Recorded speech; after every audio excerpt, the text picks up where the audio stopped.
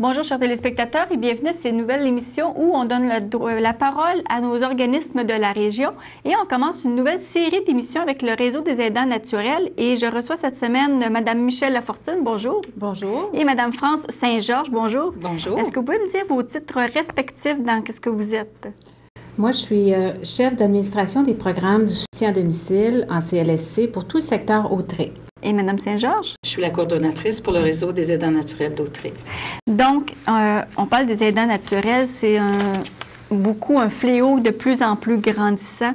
Quel changement que l'aidant devra-t-il faire dans son quotidien pour absorber les tâches supplémentaires dues à l'accueil d'un proche malade? Parce qu'on sait que quand quelqu'un qui commence soit de l'Alzheimer ou quelque chose, c'est pas évident, là, les tâches soit ménagères ou les épiceries, tout ça. Comment qu'on peut aider? Oui. Souvent, l'aidant se retrouve du jour au lendemain, très rapidement, avec des tâches qu'il n'y avait pas l'habitude d'accomplir. Alors, si par exemple, c'était le conjoint qui s'occupait de la gestion financière et puis c'est le conjoint qui est malade, madame se retrouve à faire la gestion financière, faire l'entretien extérieur, parce que souvent, on voit qu'il y a de la répartition de tâches dans un couple. Et puis là, la personne qui devient l'aidant ou l'aidante naturelle se retrouve à avoir toutes les tâches qui sont reliées à la gestion puis à l'organisation domestique de la maison. Alors, c'est sûr que au début, l'aidant, il se sent fort, puis il se sent capable, puis je vais m'organiser tout seul, puis je vais y arriver. Mais on se rend compte que rapidement, la tâche vient, et très rapidement, là, 3-4 semaines, ça devient de plus en plus lourd, puis la personne déjà commence à sentir qu'elle est essoufflée.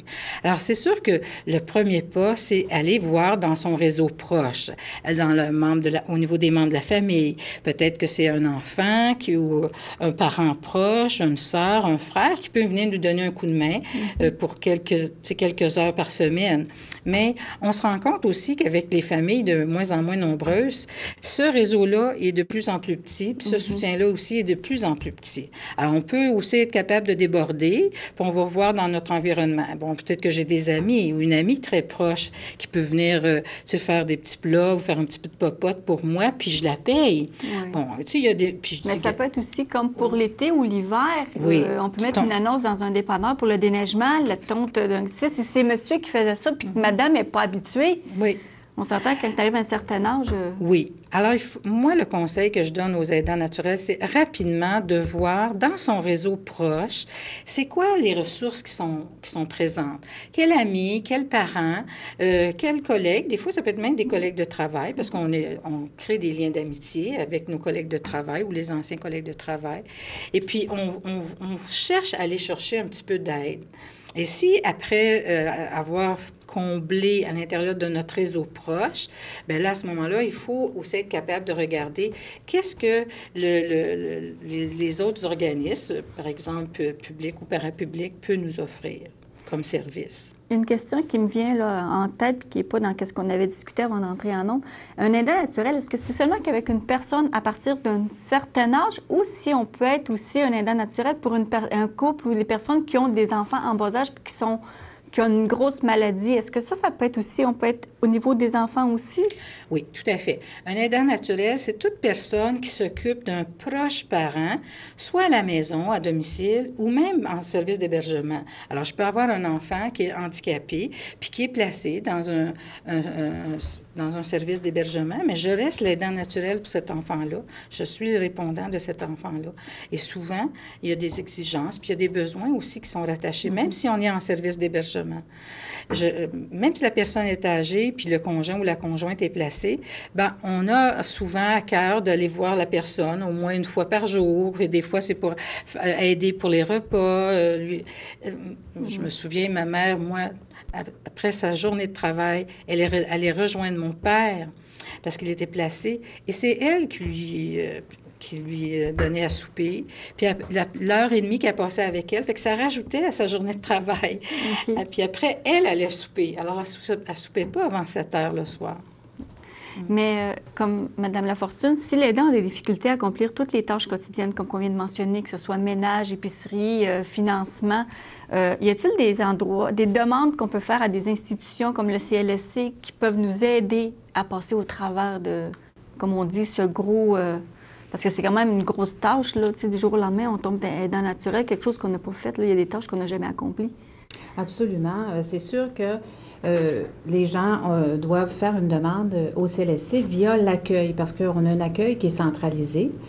Alors, on demande à l'accueil pour avoir des services. Donc, ce qui va se passer à ce moment-là, c'est qu'il y a une personne, un intervenant, qui va aller faire l'évaluation des besoins. Donc, il va voir si la personne répond aux critères d'admissibilité de soutien à domicile. Parce qu'évidemment, il y a des critères, mais en général, ces gens-là sont tous admissibles parce qu'ils ont des grands besoins. Et les critères d'admissibilité au niveau du soutien à domicile, c'est les gens vont recevoir leurs services à domicile s'ils ont l'incapacité de se déplacer. Toute personne qui peut se déplacer va pouvoir recevoir ses services ailleurs. Or, ce qui n'est pas le sujet ici, puisque les aidants naturels s'occupent de personnes gravement malades ou gravement atteintes au niveau cognitif pour les personnes âgées. Donc, c'est certain que ces gens-là vont devoir être admissibles. Maintenant, il existe différentes formes d'aide qu'on peut donner au niveau du CLSC. Il faut d'abord dire, il y a le CLSC, mais il y a aussi, en tout cas dans Autrey, il y a la coopérative au niveau du soutien à domicile qui vont donner des services d'entretien ménager, préparation de repas, aide aux emplettes. Alors ça, c'est important de le dire que toute personne peut faire une demande au niveau de ces services-là. Maintenant, au niveau du domicile, donc, comme je vous disais, un intervenant qui va aller faire une évaluation des besoins. Et à ce moment-là, qu'est-ce que le CLSC peut offrir? Le CLSC peut offrir de l'aide au niveau de l'aide à la personne, donc des soins d'hygiène, peut offrir aussi des services d'accompagnement, peut offrir des services pour de la préparation de repas. Tout ce que la personne peut avoir besoin et que l'aidant naturel on a besoin de le supporter là-dedans. Donc, qu'est-ce qu'on peut faire pour l'aidant naturel pour lui enlever une pression sur sa tâche parce qu'il doit accomplir l'ensemble des tâches pour une personne qui devient incapable de le faire elle-même? Alors, donc, c'est ça, nous avons différents intervenants. Nous avons des infirmières, des travailleurs sociaux, des ergothérapeutes, des physiothérapeutes, inhalothérapeutes pour des gens qui ont des problèmes respiratoires. Donc, ces gens-là peuvent donner des services selon le besoin qui va avoir été identifié. Il y a aussi ce qui est très important au niveau des aidants, le besoin, c'est du répit. Hein? Souvent, ce que les gens vont nous dire, c'est que je suis capable de m'en occuper de ma personne, de mon aidé, je suis capable pour faire toutes les tâches, mais pourriez-vous me donner un petit peu de répit, c'est-à-dire, je voudrais quitter la maison une demi-journée, une journée, pouvez-vous venir me remplacer pour que je me sente en sécurité? Je ne peux pas laisser la personne seule, évidemment. Souvent, la personne est très atteinte, mais quand on parle, par exemple, de maladie d'Alzheimer, alors c'est très dangereux. Il n'est pas question de laisser cette personne-là seule. Non, parce que des fois, en faisant à manger, il oublie de fermer le rond, mettre le fond et le feu. Fait que c'est quand même des choses qui sont très grandes. Ils sont à risque de fugue. Hein? Ils ne savent pas où est-ce qu'ils sont. Ils peuvent s'en aller, ne pas se retrouver. Alors, il faut vraiment être là pour les remplacer, donc l'aidant, pour ne pas laisser la personne seule. Il y a, ça, ce sont des services à domicile. Il y a aussi autres formes de répit qu'on peut donner au niveau des aidants naturels. Par exemple, le centre de jour. Le centre de jour, on en a dans différentes municipalités. En tout cas, dans Autrey, on en a un à Berthier, on en a un à Saint-Gabriel, à Sainte-Élisabeth et puis l'autre à Lanoraie. Donc, l'aidant peut amener sa personne au centre de jour. Elle va passer la journée là. On va lui offrir le repas. On va l'encadrer. On va lui faire des activités pour essayer de garder le plus possible ses acquis et puis stimuler aussi la personne dans ce qui reste de capacité. Alors ça, c'est le centre de jour. Il y a aussi des moments où on en a jusque-là, où on peut avoir une possibilité d'hébergement temporaire aussi. Ça veut dire que pendant peut-être 1 semaine, 2 semaines, la personne peut être amenée dans un centre d'hébergement de façon temporaire et l'aider peut en profiter pour prendre une vacance, ou des fois simplement se reposer chez elle puis de ne pas avoir la tâche.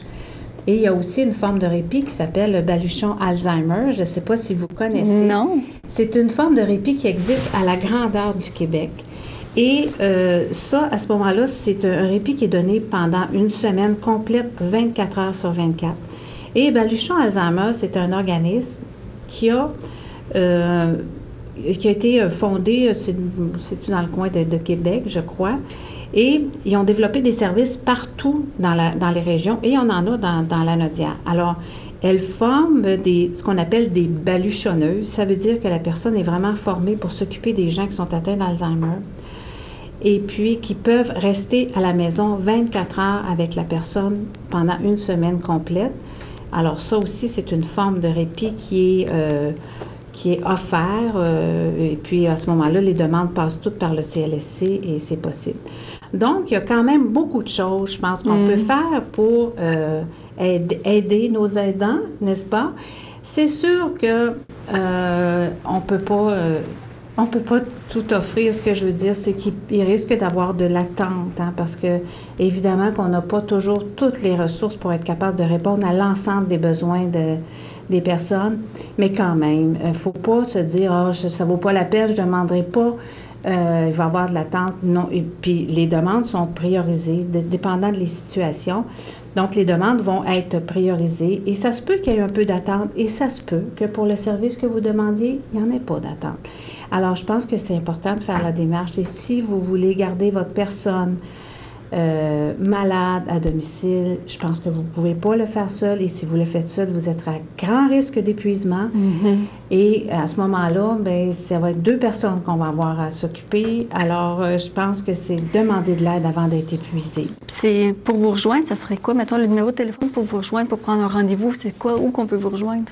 Écoutez, moi, je vais vous donner le numéro de notre accueil centralisé. Parce que pour tous les secteurs d'Autrey, peu importe où, il y a un seul endroit où on appelle. Donc, vous composez le 450-755-1616, donc 755-1616. Et il y a un accueil, il y a une boîte vocale. Alors, vous laissez votre message avec vos coordonnées et quelqu'un va vous rappeler pour être capable de prendre votre demande avec vous. C'est bien beau être aidant naturel, mais où finit la responsabilité de l'aidant naturel? Puis l'État commence où, lui, à prendre sa responsabilité? Écoutez, je pense que ça ne peut pas être tranché au couteau comme ça. Je pense qu'il faut travailler ensemble.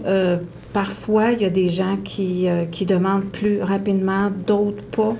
Écoutez, je pense qu'on a toute une responsabilité là-dedans.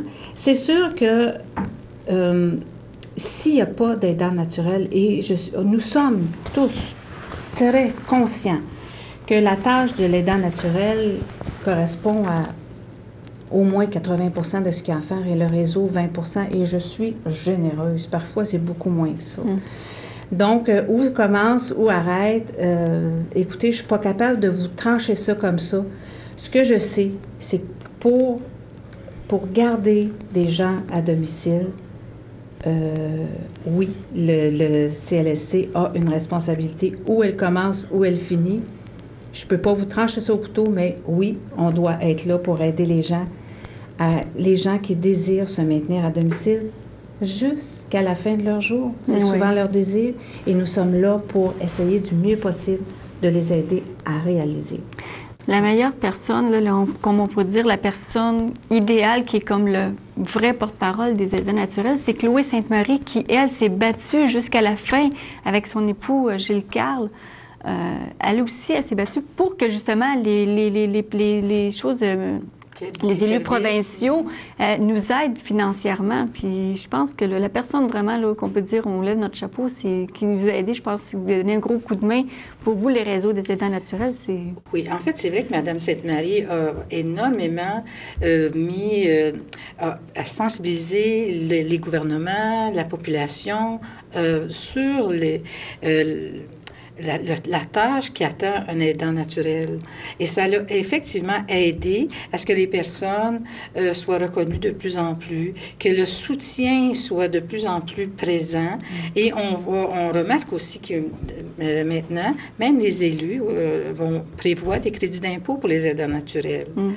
Alors, nous, ce qu'on suggère effectivement, c'est aux aidants naturels de se trouver des temps, des moments, justement pour avoir du répit, pour pouvoir respirer, sortir la tête de l'eau, puis avoir l'impression qu'ils ont encore une vie, que pas tout est mis dans le soutien ou l'aide ou l'accompagnement, puis qu'il leur reste un peu de temps pour eux. Et le réseau des aidants naturels d'Autrey fait partie aussi de cet espace de répit qu'ils peuvent utiliser au besoin et en toute confidentialité. Venez nous voir, venez jaser avec nous. On a des groupes d'entraide qui commencent bientôt, les cafés rencontres. On a des belles journées thématiques, par exemple, Rions ensemble, comment justement apprendre à déplacer, l'aider, le malade à la maison d'une façon sécuritaire pour que personne ne se blesse. Alors, je pense que ça aussi, ça reste un outil communautaire. On a parlé de la coopérative, mais le réseau des aidants naturels d'Autrey aussi est un bel outil de soutien et d'accompagnement pour les aidants naturels. Habituellement, en temps normal, quand on va refaire les prochaines émissions, on aurait visionné le vidéo en premier. Là, j'ai comme oublié l'intro. On va justement, tout ce qu'on vient de parler, on va pouvoir voir qu'est-ce que c'est vraiment, qu'est-ce qu'on vient de discuter dans le vidéo de la première capsule. Tout à fait. Rappelez-moi juste le titre de la première capsule, c'est... Alors, le quotidien dans la vie d'un aidant. Donc, avant d'aller justement au visionnement, rappelez-moi juste le numéro de téléphone pour vous rejoindre aux aidants naturels. Oui. Alors, c'est le 450-836-0711. Et au CLSC pour vous rejoindre? C'est le 450-755-1616. Donc, si vous êtes un aidant naturel, n'hésitez pas à communiquer soit avec le réseau des aidants naturels ou comme avec Mme Lafortune a dit au CLSC. C'est important d'avoir du répit parce que sinon, c'est peut-être pas un aidant qu'on va avoir besoin, mais de 2 aidants parce que vous allez être tellement épuisé que vous ne serez plus capable, vous non plus, de prendre soin de votre amour ou de la personne que vous aidez. Donc, il ne faut pas hésiter de communiquer avec nous. Il ne faut pas hésiter d'aller chercher de l'aide. Puis surtout, pas attendre à la dernière minute. Dès le départ, dans les 2-3 premières semaines, c'est sûr qu'on a besoin d'un temps pour se réorganiser, mais dès le départ, je pense qu'il est important de faire la démarche auprès du CLSC rapidement à l'accueil pour faire l'ouverture de dossier, puis après de voir dans son entourage qu'est-ce qui peut être soutenant. Comme on dit... pliez sur votre orgueil, puis n'hésitez pas de communiquer avec les organismes. Vous en avez des organismes qui sont là pour vous, donc profitez de leur aide qu'ils vous donnent. Madame Lafortune, Madame Saint-Georges, merci de vous être déplacée. Madame Saint-Georges, on va se revoir pour la deuxième capsule, la deuxième émission, qui va porter sur quoi cette fois-ci? Oups, on va prendre la petite pochette. Alors, le deuxième projet les sentiments. Qu'est-ce qu'un aidant naturel vit au quotidien dans les sentiments qu'il vit au quotidien? Là? Oui, ça va être super intéressant, ça aussi. J'ai hâte de voir. Donc, on s'en va au visionnement de la première capsule. D'accord. Encore une fois, merci. Et on se revoit la semaine prochaine avec la deuxième capsule et Mme Saint-Georges. Au revoir. Au revoir. Au revoir. Être présent 24 heures sur 24, être attentif aux besoins d'autrui, n'avoir que de rares moments de répit et vivre avec le stress et la maladie, tel est le lot des personnes aidantes. Une grande majorité de femmes constituent le bassin d'aidants naturels au Québec et ailleurs dans le monde. Leur espérance de vie plus élevée, leur propension au don de soi et le taux moins élevé de femmes souffrant de maladies dégénératives font d'elles des aidantes idéales. Le quotidien, c'est des répétitions à l'infini. Il se lève le matin, il va chercher son journal, il lit le journal tout l'avant-midi sans avoir rien lu. On dîne, il se couche un peu après dîner. Après ça, il me dit « Est-ce qu'on sort en automobile? » Alors, il faut partir en automobile, faire un tour.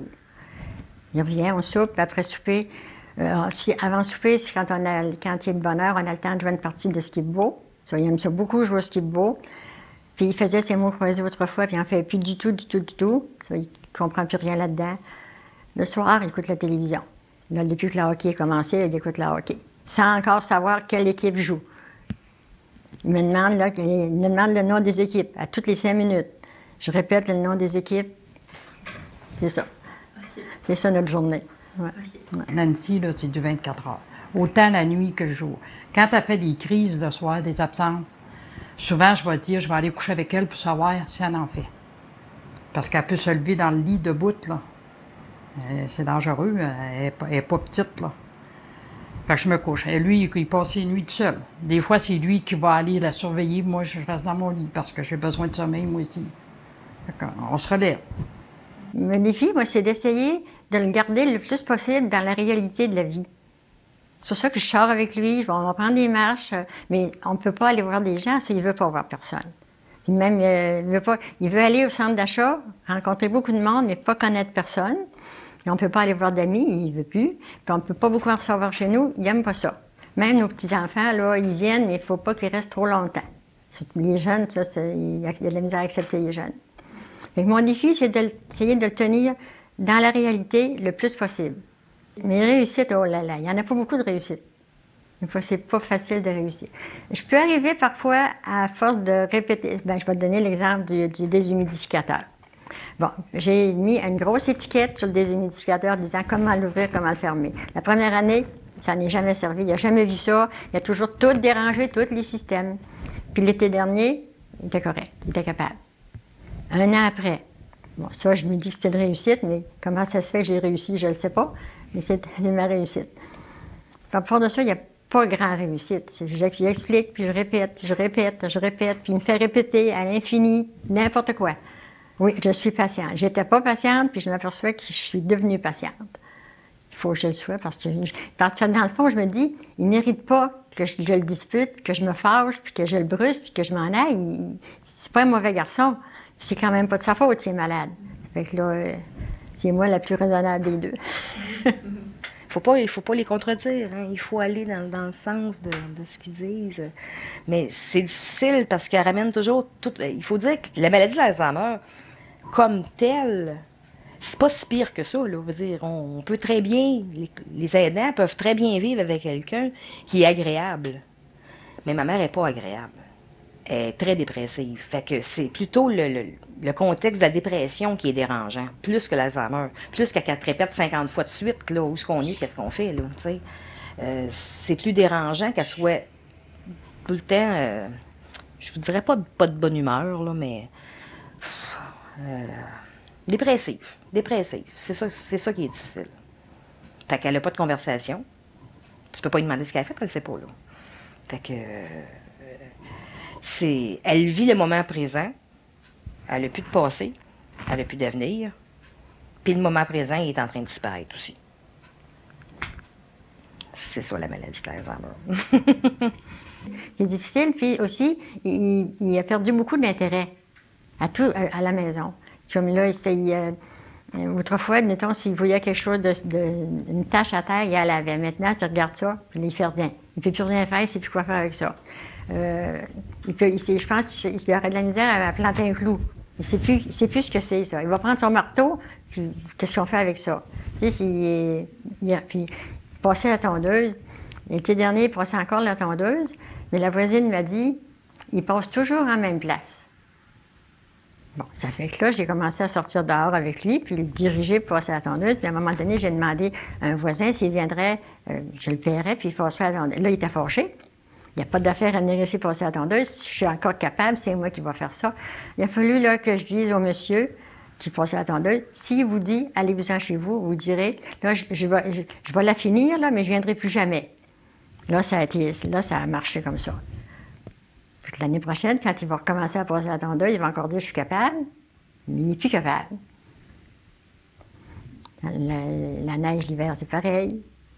Oh, il perd des facultés essentielles dans la vie, là.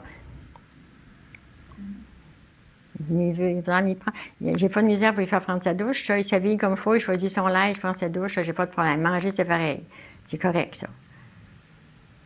Un jour, ça sera pas ça sera pas aussi beau, mais là, c'est comme ça, correct. Même encore aujourd'hui, la meilleure médication, c'est de maintenir l'autonomie de la personne. Donc, maintenir l'autonomie de la personne, c'est de laisser la personne faire ses choses malgré ses difficultés pour qu'elle conserve ses acquis le plus longtemps possible. Le maintien à domicile est essentiel pour la personne atteinte. Pourquoi il est essentiel? Parce que la personne se maintient dans ses repères, dans son environnement, lui permet de se reconnaître quand la maladie évolue. Il y a des fois que j'aurais envie de tout lâcher là puis de m'en aller. Puis après ça, je dis, ben non, je ne peux pas faire ça. Et ça, c'est ça qui m'arrive assez souvent. Tu sais, quand tu as passé la soirée à répéter à toutes les 5 minutes le nom de la personne qui était à la télévision, puis là, c'est qui? J'ai encore oublié son nom. Tu répètes son nom, répète.